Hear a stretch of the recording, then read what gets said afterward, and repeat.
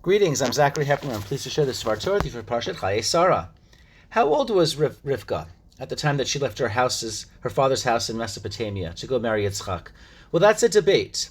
Although the earliest age of 3 has become a controversy in today's day and age because it's considered an unacceptable age in our current mores.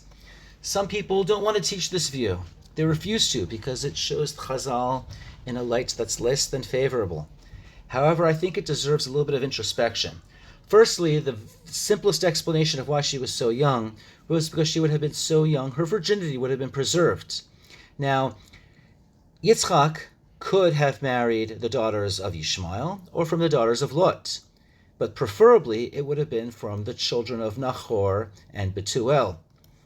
And in the case of Lot, we already know that Lot had tried to use and abuse his daughters for the benefit of his heavenly guests. With that in mind, the notion of Lot the notion of Betuel and Lavan using Rivka for their own financial gain could be possibly in the realm of possibility, and therefore there is benefit in the tradition of Rivka having been at an age that her virginity would have been preserved. However, when the sages read something into the text that's not obvious, I suspect that there's often a source from the text itself that would indicate that such a claim is plausible. And in this case, one source could be from when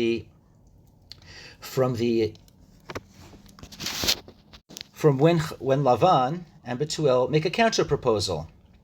When the verse says, "Let this young girl stay with us 10 days or days," "Teshev hanara itanu yamim o asor v'achar telech."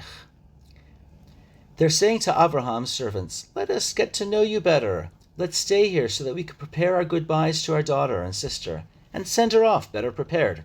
However, the word says yamim, days, but it's translated in the Aramaic with onkelos as idan be'idan, which literally means a time and a time.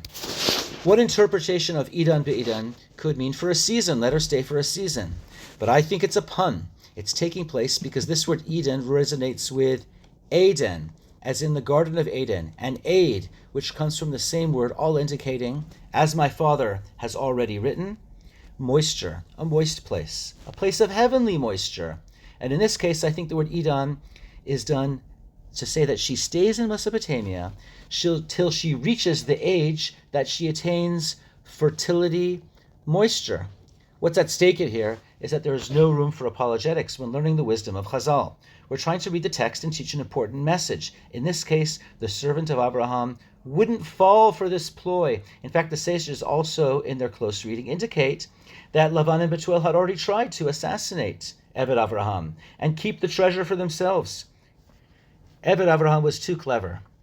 He understood what this delay tactic meant. He was not interested, and he wanted to send her now, or else I'll move on to a different match from Abraham's son. In this case, it could be even possibly the children of Ishmael or the children of Lot. This is not a far-fetched idea because the word yamim, which means days, but if you read yamim in the book of Numbers, it's used in reference to a lease of a walled city. If you're leasing a house in a walled city, it says days, but the pshat is years. So we have a case where yamim in fact does refer to years.